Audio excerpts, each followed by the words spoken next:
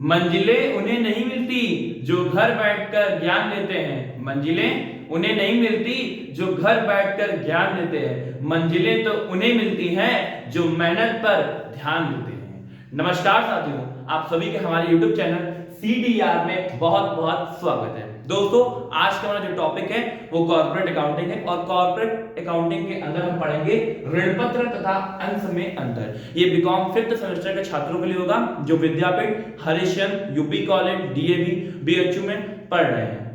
दोस्तों, आपको तो पता होगा डिबेंचर और शेयर में क्या है। पहले आप ये जान लीजिए इसको पढ़ने से पहले कि डिबेंचर क्या होता है। ऋण पत्र एक ऐसा पत्र है जब कंपनी को पैसे की जरूरत होती है या पैसा जब चाहता है तो वो क्या करती है, जनता से ऋण लेती है और उसके बदले में उनको एक सर्टिफिकेट जैसा देती है, इसको बोलते हैं ऋण पत्र।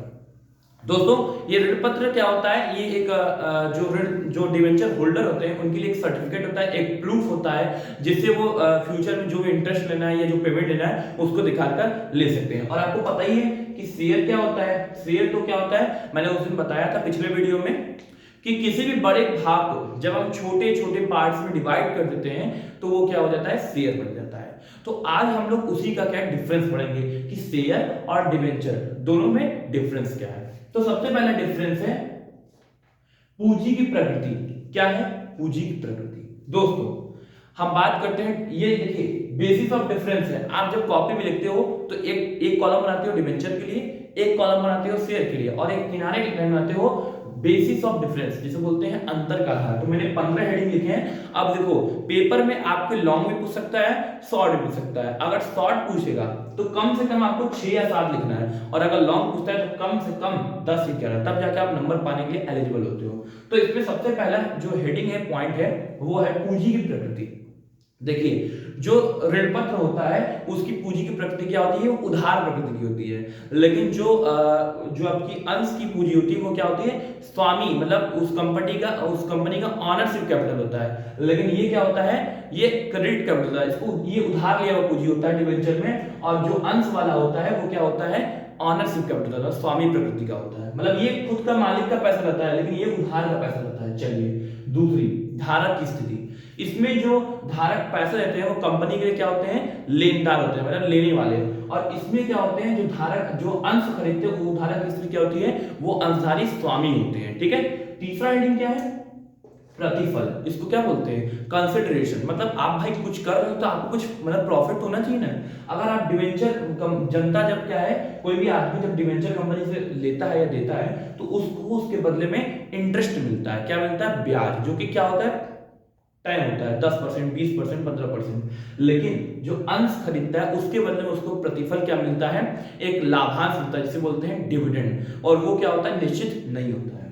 प्रतिफल का भुगतान, ये प्रतिफल का भुगतान क्या होता है, ब्याज में होता है। और इस प्रतिफल का भुगतान क्या होता है, लाभांश में होता है। मतलब इसका मतलब ये जो पॉइंट है, कहने का मतलब ये कह रहा है कि किस माध्यम से होगा। इसमें क्या मिलेगा आपको, डिवेंचर में ब्याज मिलता है और इसमें क्या मिलेगा आपको, डिविडेंड मिलता है। चलिए, दर। देखिए, जो डिवेंचर होते हैं, आपको पता है कि जब आप लोन लेते हो, कंपनी जब किसी भी पब्लिक से लोन लेती है तो वो फिक्स कर देती है कि आपको हर महीने 10% के रेट से आपको जो है कि ये पैसा मिलता रहेगा। तो इसमें जो रेट होता है वो ऋण पत्र का फिक्स होता है, लेकिन अंश में जो प्रतिफल का भुगतान होता है वो निश्चित होता है। जब कंपनी को लाभ होता है तब उसके अकॉर्डिंग वो प्रॉफिट मिलता है। चलिए, अगला चलते हैं, शोधन।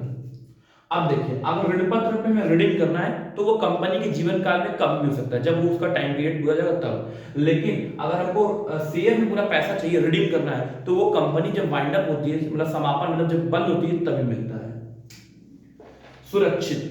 अच्छा, डिवेंचर जो क्या होता है, सिक्योर्ड होता है। कैसे?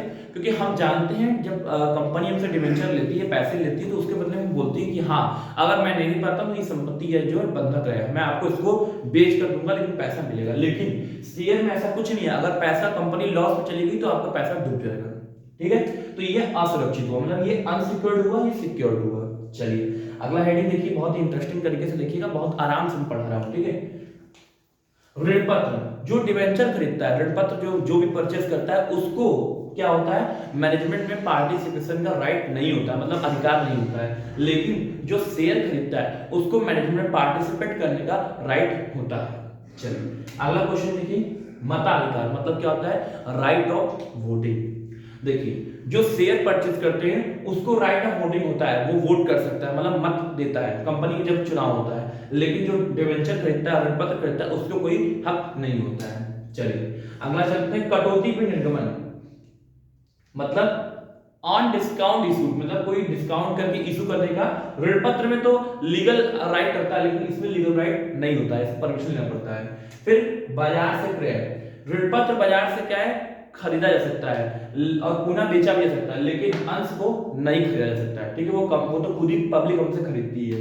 फिर अगला क्या है, परिवर्तनशीलता, मतलब इसको बोलते हैं चेंजिंग करना, मतलब हम डिवेंचर को शेयर में चेंज कर सकते हैं, लेकिन शेयर को डिवेंचर में चेंज नहीं कर सकते हैं। चलिए अगला देखिए, जोखिम का तत्व। जो ऋण पत्र होता है इसमें में क्या इंटरेस्ट मिलता रहता है, लेकिन और इसमें सिक्योर भी रहता है कि हाँ नहीं होगा तो हम संपत्ति बेच के आपका पैसा चुका देंगे, तो ये क्या होता है, इसमें जोखिम कम होता है। लेकिन शेयर में क्या ऐसा कुछ नहीं है, शेयर में प्रॉफिट होता है तभी मिलता है हमको डिविडेंड, और उसमें जोखिम जो होता है, रिस्क जो होता है वो अधिक होता है। चलिए अगला, चलिए लाभ पर प्रभाव। देखिए डिवेंचर में लाभ को कोई प्रभाव नहीं पड़ेगा, चाहे कंपनी को लाभ हो चाहे लॉस हो, दोनों में से कोई मतलब हानि हो या लाभ हो, दोनों कंडीशन में आपको इंटरेस्ट हर महीने 10% करके मिलता रहता है। लेकिन और जो अंश होता है उसमें क्या है, जब कंपनी को प्रॉफिट होता है तभी डिविडेंड मिलेगा, तो लाभ प्रभावी होता है। और जब्त करने का अधिकार मतलब फॉरफीचर, डिवेंचर को आप जब्त नहीं कर सकते हैं, लेकिन शेयर को आप क्या कर सकते हैं, जब्त कर सकते हैं। पेमेंट अगर नहीं दिया तो आप जब्त कर लीजिए। तो मैंने बहुत ही इजी तरीके से, बहुत ही आसानी तरीके से क्या है आपको ये टॉपिक समझाया। अगर कोई डाउट होता है, कोई मेरे पढ़ाने में या कोई इसमें कोई कमी हो, तो आप हमें कांटेक्ट कर सकते हैं। मेरा नंबर दिया है 7388351665। दोस्तों अगर आपको वीडियो अच्छा लग रहा हो तो प्लीज लाइक कीजिए, सब्सक्राइब कीजिए और शेयर कीजिए। नमस्कार।